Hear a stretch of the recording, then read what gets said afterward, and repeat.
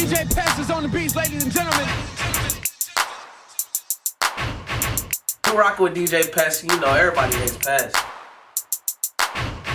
We rocking with DJ Pest, everybody hates Pest. That way, huh? Rocking with my bro DJ Pest. Everybody hate Pest except me though.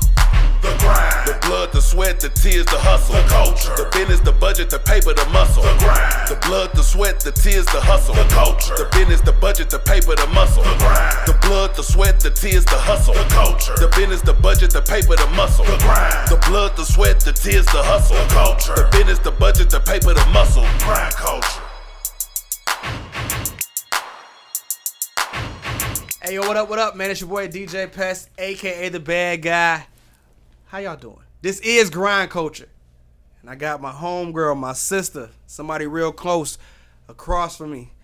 I got just the Empress in the building. How you doing? I'm doing great. Like I've told everybody that's been on this show, this isn't really an interview. This is me giving you flowers. I want to know where you came from, what got you into what you're doing right now. I want to know the start. The floor is yours. I just want you to explain, how did you get your first taste of I want to be an artist? I would say the first taste of I want to be an artist was in Ohio. I was in college, 2013, I believe. And I was partnering with a couple of my friends. We had this little crew called Team Ratchet Productions. And we threw parties. That's what we did. We threw parties, and we'd get lit. Like, you know, I would always be hosting something, and, you know, one day we was just chilling, and I remember being hungover, and we was just sitting there trying to recover. I couldn't find my keys. Like, it was just a mess. It was a mess of a day. Like, I was acting up. And, like, they was rapping to the old boy beat all day, and I'm just, like, hearing it, and they're like, you should write, too. And I'm like, all right, you know, I can't leave, no keys. So I start writing, too, or whatever. And then, like, they start spitting it. And then it kind of was just like, all right, I guess my turn coming up. And I'm sitting there, like, shaking in my boots at this point because I'm sitting here with some dudes, you know, my friends. Oh, but wait, you know? you've never rapped before? No, I never rapped before. No. I write stories and poems and stuff, but I never, like, rapped. I played the saxophone. So, like, using my voice in that type of way was different. So, yeah, they was like, yeah, your turn. I'm sitting there shaking. I'm like, I don't know how to rap. They're like, come on, just say what you got. So I'm reading off my phone. Probably the greatest rap I ever wrote, I feel like, you know, because, like, that's what really sparked something in me because it was just like, wow, like, I had a message. I was able to, you know, get it out there. I was able, you know, people was connected with it, and they would tell me to rap it a cappella with the beat whenever, you know. So it was really something that kind of, like, you know, made me feel good about, you know, using my voice and being more vocal, I would say, and kind of, like, helped my confidence, I would say. So 2013 in college, hungover, really was kind of like the little taste of it. And then my friends took me to the studio. I was like, you should go to the studio. We should record a song one day. We recorded a song, and then everybody on campus wanted to learn the song. Is the song out? Oh my God. The song is, like, somewhere on one of my phones. But we recorded it. It's terrible production. Like, the siren is way too loud. You can barely hear anything. But, like, it was one of those verses everybody on campus wanted me to send them the words to. It was called Freak. So was it going around the campus and people was... So you had this on your phone. How often do you listen to it? It's on there. Sometimes I'll pull it up, like, but it's featuring some, like, people on there that's, like, big names, but, like, they do something totally different in life now. Like, one is an Olympic track star. Another is a husband and a successful, you know, businessman. So it's just kind of funny, like, to hear the dynamic on the song, like, now from that many years ago. Do they tap in and they know who you... Yeah, they know exactly who I am. They'll talk about it. If we talk about it, they'll reminisce. But, yes, it's one of those things, like, in the past, but it's definitely, like, something that got us going. So before that moment, did you want to be an artist? No, I play basketball. So how does that feel now? You know, not today, but at that time, you woke up the next day, and now you have these aspirations to be an artist. Yeah. So how does that feel? It was different, like I said, like a different type of attention. Like playing basketball is one thing, and getting that type of recognition, you know, good job, boom, boom, keep working hard. But like people like actually wanting to, you making more music, or you have a song, like where can I find you? Are you gonna perform? And I'm just looking at them like, I don't even know what that means. You went to the studio? I didn't know what any of that was. 2013, right? 2017 is when I met you. What was going on between? No, did you write anything in between time? And you just never recorded it? Lots of stuff. Yeah, I was writing lots of stuff. I was doing freestyles to like different raps, like you know that song by how does it go? You Don't Even Know It. I did I did a freestyle to that once. I did one to Gucci Man, Water Whipping. But just for you though. Just for me. Yeah, just for me. So what made the first song get recorded after that long break? I guess moving here. I graduated in 2014 from college. So I was like still writing, still rapping with my friends. We were just having fun. I performed once in front of a lot of people, but I was really drunk. So I barely remember it. Yeah, don't count. Yeah, I barely remember, but it was in front of like 600 people, and like they was turned because it was that song that everybody knew. But like that was another thing, like just that moment too. Like just remember it being on stage and like seeing how crowded it was and just like everybody turning up. I was just like, whoa. But that happened that one time, you know, and I kind of blacked out. But I don't know. I moved here and I was away from everything. Like all my friends, they were still there in Ohio. So what was the first song that you recorded when you got here? The first song that you got back that you could play on your car radio. What was that first song? So on my phone, I found the app. You know, I decided to like mess around on the app, and I found some beats online. Buy a pack of beats, you know, that type of thing, lease them or whatever, and then I recorded on my phone. It's called I Survive. And I don't know. I just started like, you know, sending it to my family and stuff. I just let them hear it because they liked the songs I was sending them back from Ohio years ago. Yeah. And they would always listen to them now. Like during that time, they would all listen to them. I'm like, that's, you know, y'all like that song? Like, and they just like, yeah, it's cool. Like, it's cute. Like, you having fun. Like, it's just you. It's like, it's you on a song. Like, you know, they were just shocked. So like, yeah, I just started sending I Survive out to everybody and put it on SoundCloud, learn how to like, you know, distribute it, and people started like asking me about it. But getting your bag though, because if I Survive was your first song, what were you going through where you even wrote that song in the first place? A lot of stuff, like personally, just trying to like find myself identity wise, relationship wise, like probably one of the lowest points in my life. Like I just felt like I was being attacked all different ways by different people. And I Survive, I was like in my notes writing stuff that was like negative about myself. Yeah, real negative shit. Because that's what I was being told like on a daily basis and stuff. So I'm like, okay. And then one day I just was like alone. Finally I had like some alone time. I was able to like work from home and stuff and have alone time. And I just started putting the music on loud and just like listening to those beats I bought. And like putting those words to the beat. And just sitting there like, this will help me survive. I was like, okay, I'm letting this out. It felt good, you know. I was like, and then the title of the song, I Survive, you know, just what I was saying. Like, I do what I want to do. Like, you know, that's how I get through whatever I'm getting through. So it just kind of like was something real, like just real as hell. Like, and it just became a song, like a little anthem. Everybody liked it. I'm just the rawest version of me. I'm smoking weed. You know, I just did not care. I had a job in corporate America, and I'm sharing it with them in corporate America, like, as I'm smoking weed. Yeah. They didn't care either. That's a good song. And I'm just like, that's how I feel. And they, you know, they was supported it. So friends came out of town, and they was like, you going to perform that song or something? I'm like, I guess. Told me to look up, like, open mics and stuff. So I got on Google. Boom. Found some kind of pajama party with Network in them. Then I found something in Mesa at the Maya Bar and Grill. And then the third show I find was DJ Pest show, and I'm like, this is nice. Like, I like this flyer. The other flyers they was not hitting. So the flyer was really what got me. I was like, I like this flyer.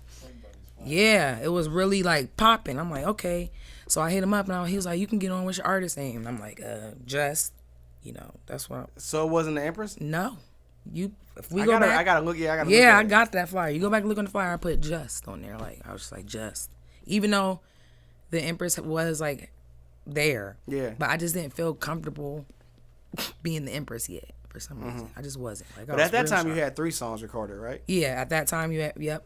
By So then what I was the recorded 3 second one you songs. recorded? I'm trying to get Yep. I'm trying to get your emotions, because if you made I Survive first, then what was second?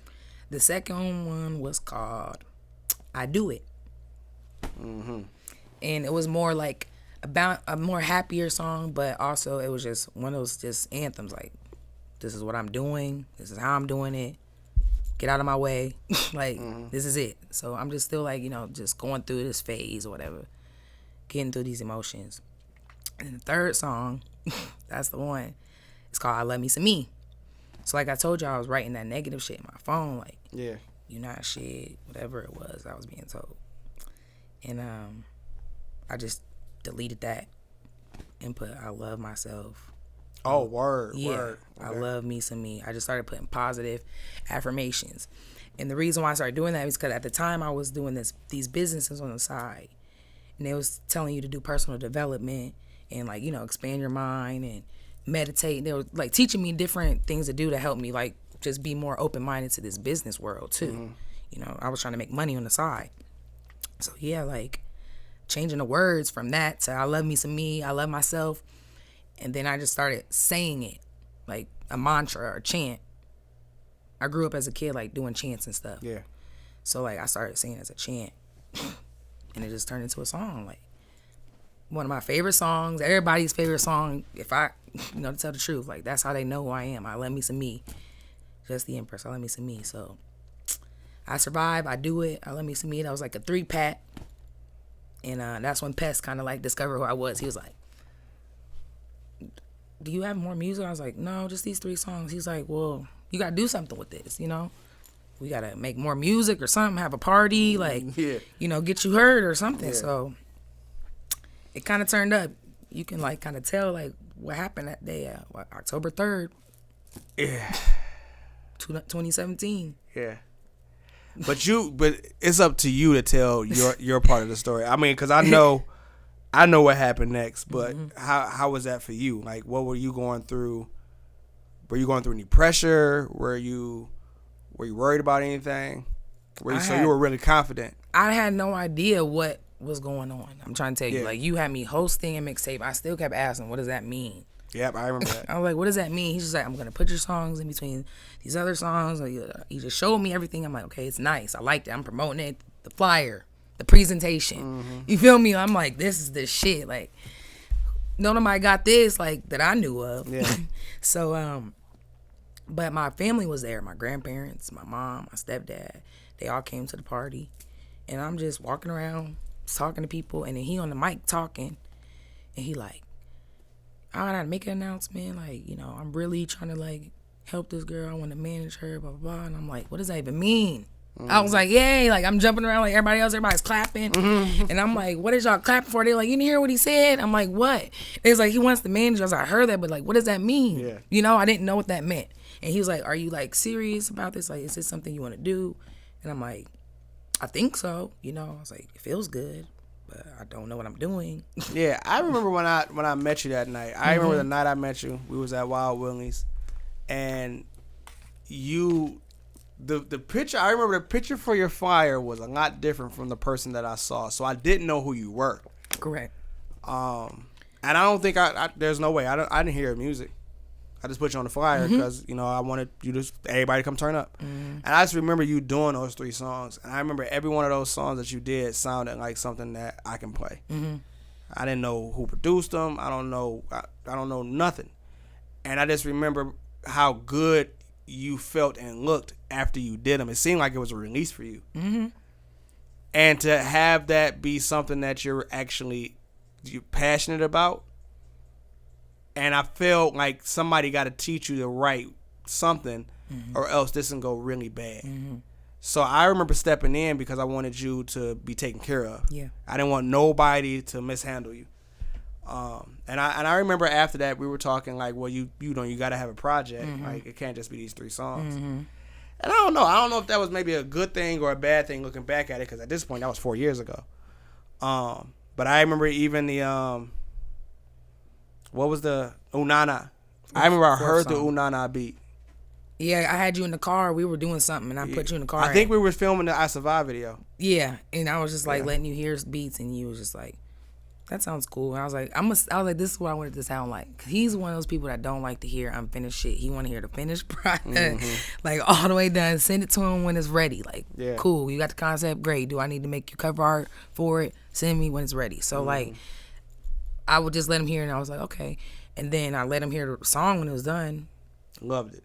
Yeah. Yeah, I remember that whole project. I remember listening because it was short. I think it was only 7 songs. I mean, you can listen to that whole project probably about in 28 minutes. 23 minutes, yep. 23 minutes. Yeah, even less. I remember one time I listened to it, like one day, just probably over it. Like I went to go pick up my kids. It was playing. By the time I got home from picking up my kids, it was over. So I was doing that like every day. And I really remember like, everybody got to hear this shit. This shit is hard. Like, are you tripping?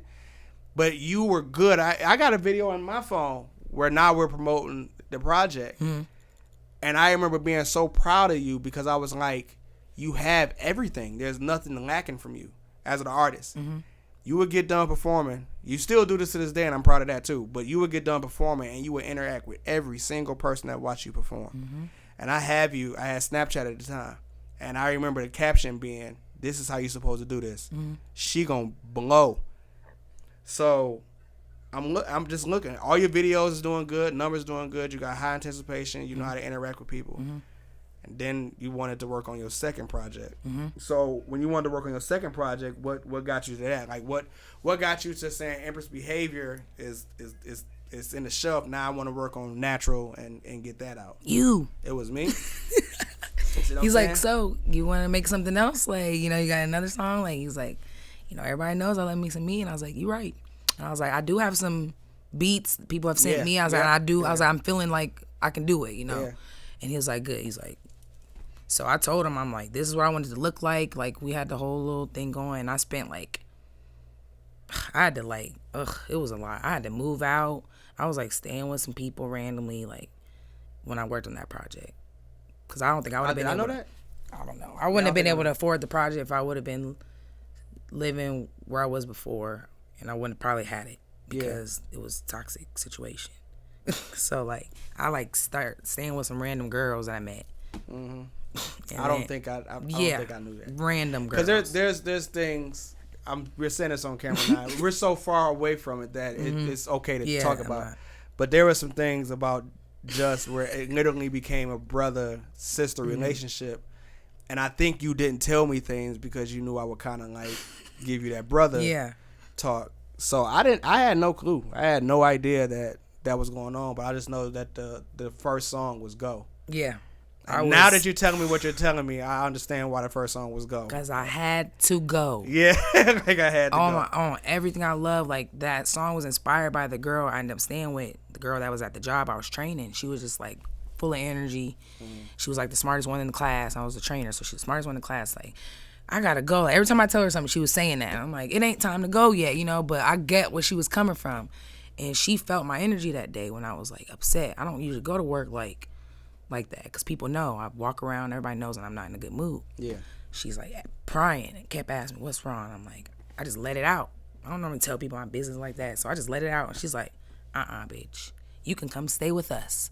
Like, come get your stuff, we'll come help you. Like, you don't have to do this. Like, don't worry about that. Like, you don't deserve that. I'm like, oh. I needed to go. Like, so that song came. I literally was at my grandma's house. We listened to the beat over and over. She keep playing it. She's like, I really like this beat, teen. She keep playing it. I'm like watching her. I'm happy like she like it. But I got to go to the studio now. So now I'm like, shoot, I got to go, Grandma. So everything is like, I got to go. Yeah. I'm literally writing it in the car because I don't like to go to Bleed's studio or any studio without having something. I'm writing it in the car. I have a voice memo.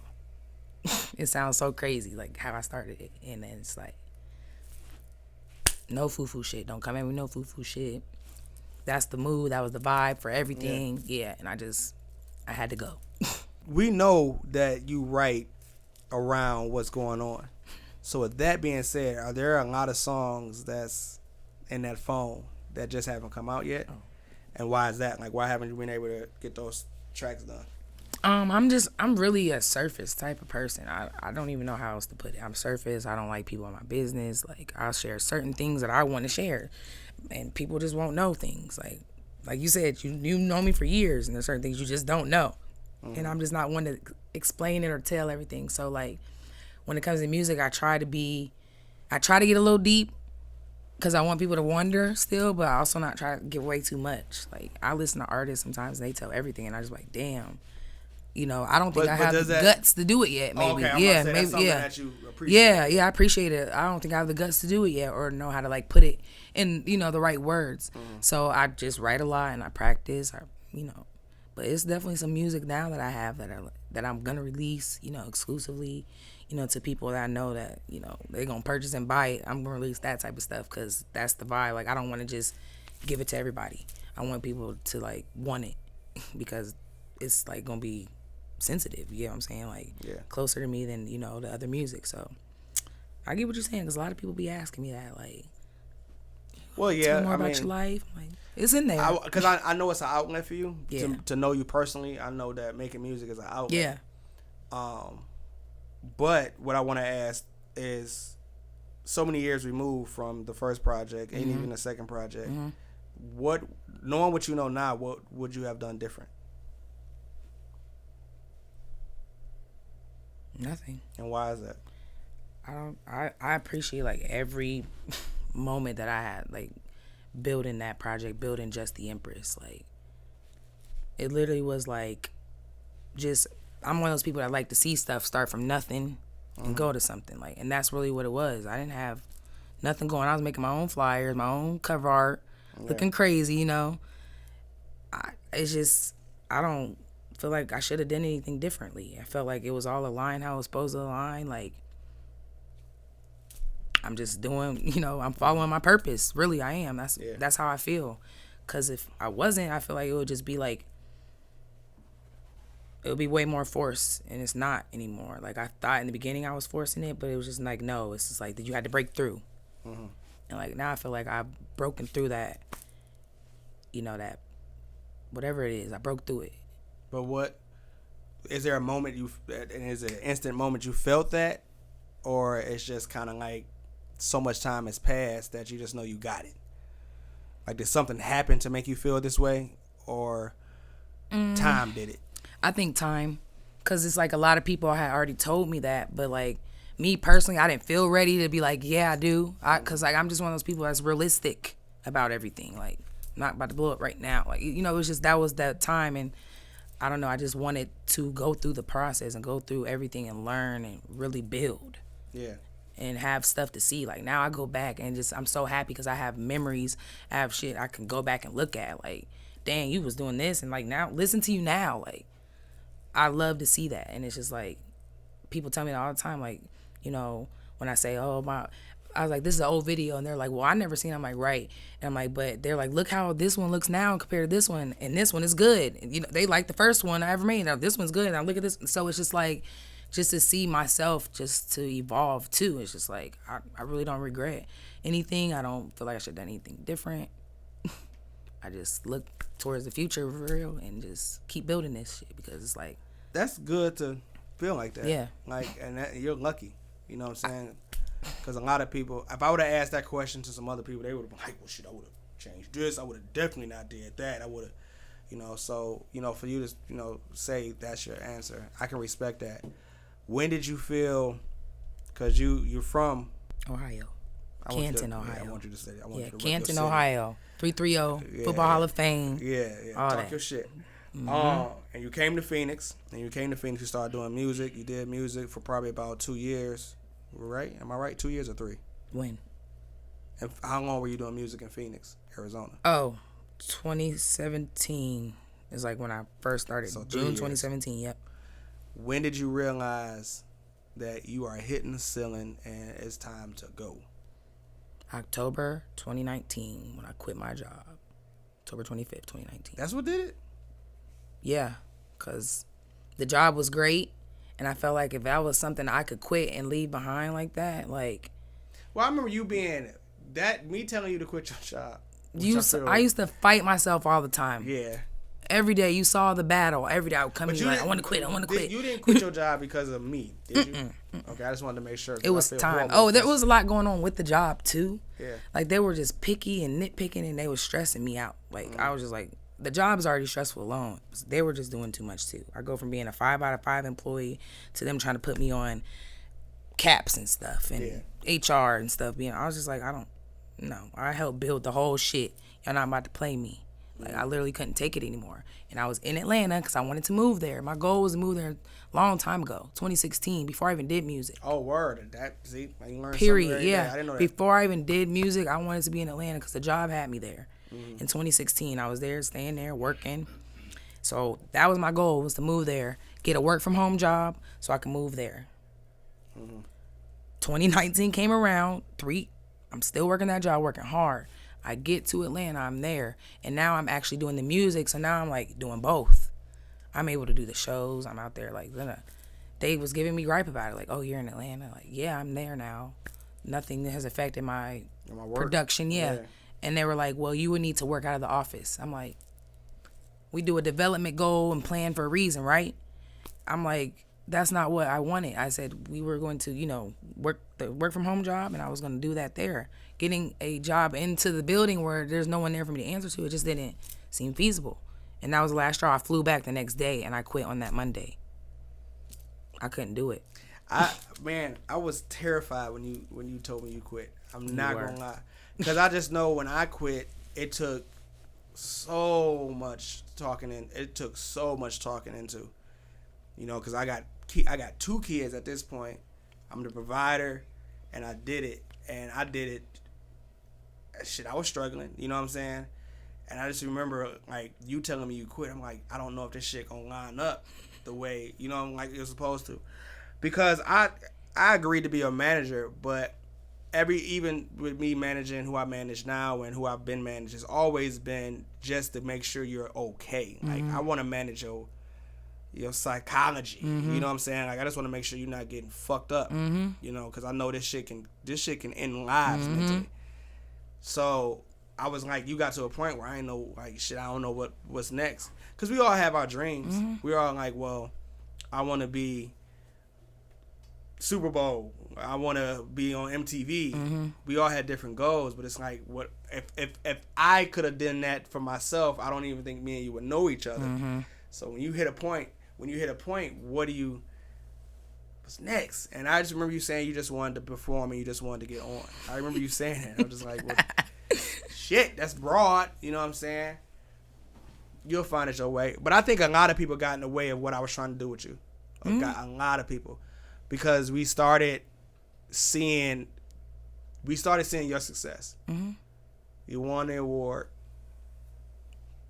A lot of years in a row. Right. Yeah, I might say you won the award. 2 years in a row, yeah. Now you just have a whole bunch of people reaching out to me like, can you do what Just did without saying that? Yeah. No, can literally. you do for me what Just is doing? Or they would ask me, and I would just be like, and me, I'm coming to you, I'm trying to help. Me and you are just, our hearts are like the same. Like, we want to help.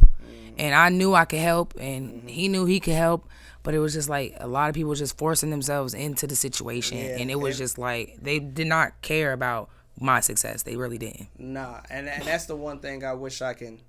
That's the one thing I wish I can change. Cause what happened was when I moved out here, I was already managing a fleet of people back in Michigan. But when I moved, I kind of was like, I don't think it's good for me to manage you with such a distance. There's nothing I can do for you. I can just tell you yes or no.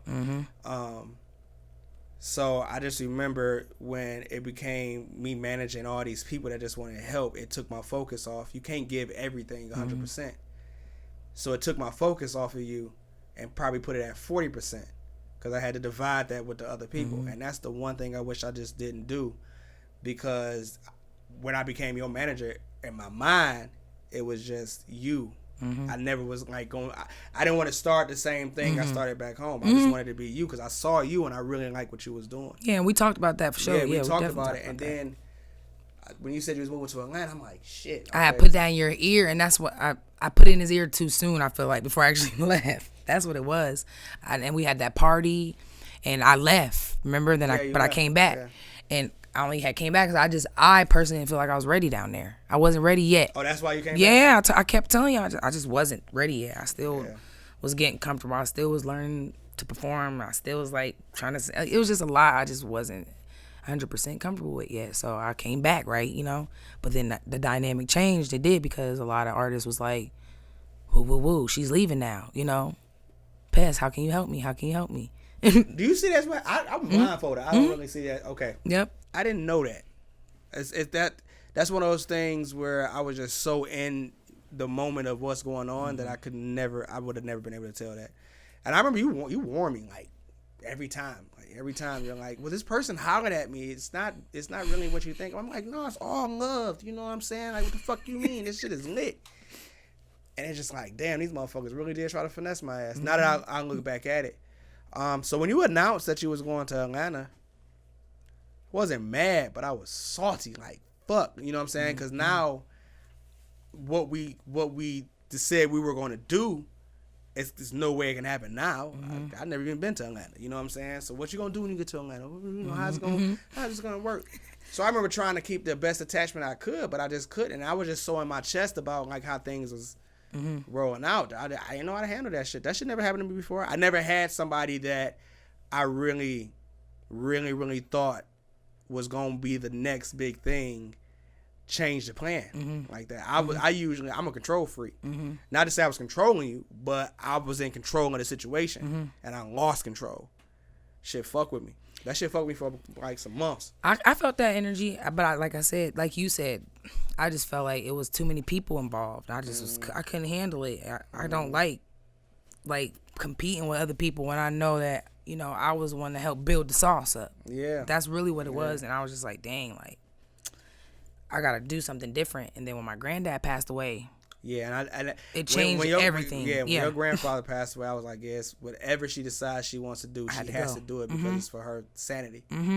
Because I remember you wasn't even in the place no more. Like, you moved out. Yeah. So I was like, yeah, she just got to go. Yeah, it'll be literally a year, September 5th or whatever. We moved out in October. Like, October has been a big month of change since 2017. Yeah. October is like a month for major change, and there's something going on in October this year. I just know it's about to like literally change everything. I don't even know how to speak on it, but it's just, that's the month for me. Like, that's my like glow up month every year.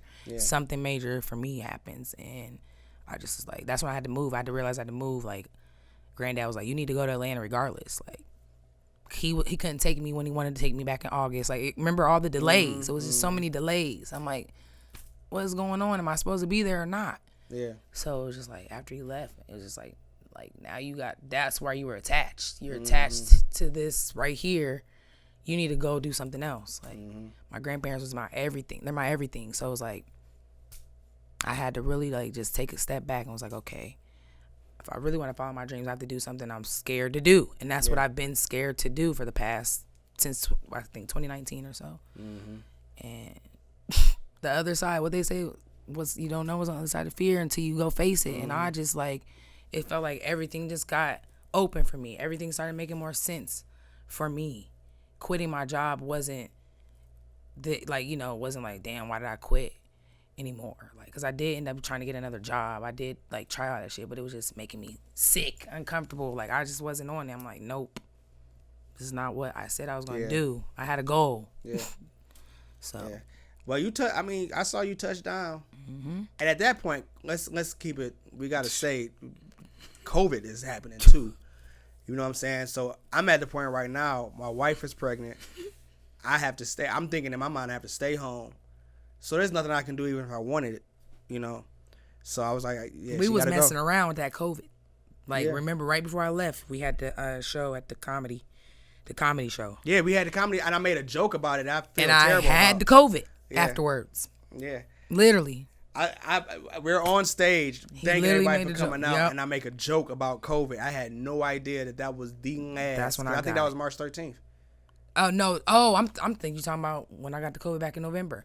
Now in November. Yeah, I'm talking about. So March 13th. That was it. We literally made a joke like, "Oh, this about to be shut down." We was. Yeah, I had no idea. Yeah. Like, y'all was dead ass about to shut the whole world down. Like, literally. Yep. So I think we just didn't stop going. So all communication just stops. Yeah. You know what I'm saying? There's no going outside. There's no nothing.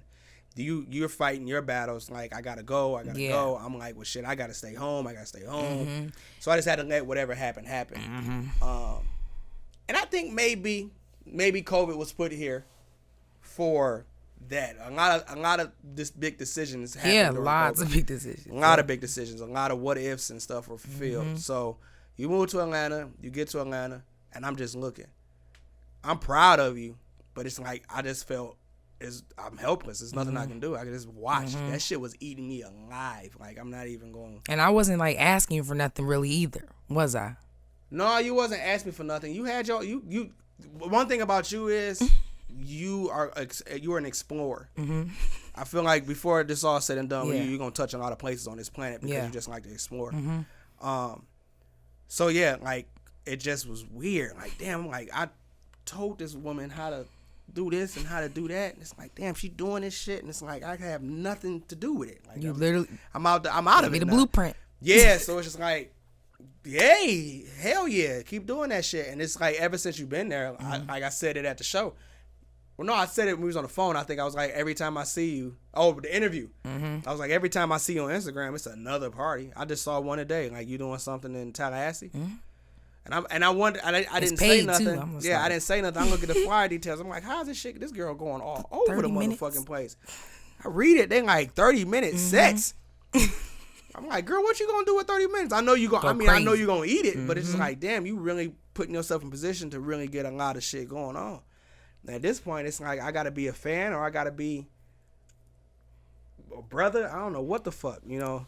You always involve everybody. Like I said, everybody asks me about you. They're like, "Best with you in Atlanta," like all the time. Yeah. Even I'm like. Even if they don't see him there, they still ask. And grandma asks all the time. You know, my grandma's like biggest fan of Pest. Oh my gosh. So she be like, when is he coming to Atlanta? She'll say it. Yeah. So she's manifesting it. Meanwhile, I am too, because I'm like, let me get this work. I'm telling everybody follow him. I know you got some new followers today. I'm sending, music over, from the artists that, like me and rock with me, so they can kind of get more connected, because they keep asking, how did I even get this far? Who was that on that bankroll track? What is that? Like, they literally are asking about him, and he's not even in the picture. They see my videos. They boom, boom, boom. They see us all the time because they digging, So it's just like, you still there. Like, it's not going nowhere. And I always tell him, I used to tell him drunk as hell, like, I'm going to get rich. We're going to do this. Yeah. I got you. It's nothing. Don't worry about it. Like, it's going to happen. So it's just like, that's my goal. And he said his goal for me was to help build me up, to get to, someone else that can help me, more. That's what you say. You was like, I'm trying to build you up till you get to this point where I can't do anymore. Yeah. And then I was like, bam, all right, cool. And I felt like that's what you did. You showed me everything I need to do. You helped me. I learned how to curate events, host events, promote events. I can literally run my own event and not have any issues, not worry about it, because I learned from him. We did it so consistently, like the consistency, and just that's what I always wanted to in my life. I love consistency. That's why I play basketball, because you have practice every day. You have this it's all like, it's consistent, and that's what I enjoy. Like, that's how I thrive. And being with somebody like that actually hustles, works hard, and when I'm seeing other people that's on the team, like, they ain't working as hard as me, I'm gonna talk that shit. Y'all ain't working as hard as me. Nobody's working as hard as me. I've been saying it. I can't say it enough. I will outwork anyway. The guys too, they'll tell me, like, you've inspired me to work harder. Thank you. I appreciate that. I'm glad that you can tell me that, because I ain't stopping. Yeah, I saw a lot of that. It was put on the plate where people can match you. It wasn't nobody matching. It was just like, help me be just, without saying help me be just. If you hear people on my phone conversations, yeah. So I mean, it's all good now. And listen, I love everybody. You already know where that's where we was gonna go with this conversation that we was having. But that's what I want to do, is I want to bring out the real conversations. I don't want to be in here just talking about some generic ass shit. She gonna pop her shit. If you follow her on Instagram, you know like what she got coming out. But I think I wanted to use this platform, to talk about our story. Yeah. Because it's really a story that a lot of people just don't know, because it was between me and you. So very, very, very happy at how things turned out. I was watching the All Shine joint, and I'm like, yeah, even how you was looking in the camera when you was sitting at the table, looking to your left, I'm like, yeah, she in her bag. She knows she comfortable as shit right now. And just hearing how you talk about like the play, because I think the last song, like the last thing I was a part of where it was like joint, was I Think You Were Moving and Play With Me was like just getting finished, or just the rollout was just happening. I moved and it got released on Christmas. Yeah. So and how you talking shit, like how you talking your shit on that, I'm like, yeah, she good. You know what I'm saying? Like, she got everything she needs. She got all the shit. She can lead a nest. So now I just be wanting you to stay away from this motherfucker. You know, like I'm not saying like it's toxic here or something like that, but it's like I just want right you though. to, You yeah, right like, though, because when I come back, it's like it's different, and I be like, yeah, I be having to do that. I be ready to go back, yeah, like fast. But I've had opportunities here, and it's just funny. Like I've been here all these years doing all this. Now I get the opportunities. Now I'm being seen. Now people talking for real, inboxing. Like the last few times I've been here, I've been flown out here, and I've literally worked every day this week in the studio. I paid for it, so it's just like, you know, I'm making the right moves. But yeah, I get what you're saying. I'm like, stop bringing me back, but yeah, at the same time, like. If it's money on the floor, it's money on the floor every time. I can't. But I just, you know, I just know how that feel. Like, just don't get tied up in the.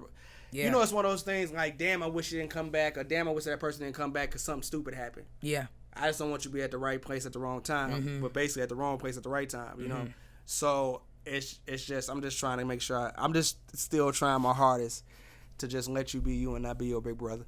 Yeah. You know what I'm saying? So, with that being said. Like I told you, this shit is wild, right? You had no idea. But with that being said, that's your career. Yeah. Yeah, your career started in 2017. You're here in 2021 making the moves you're making. Has the goals changed? No. So what's the let them know, like, yeah. What's me, the goal has always been, you know, to spread love, positivity. Like, that's the message. Whatever I'm doing, if I'm not giving off that energy, I shouldn't be doing it.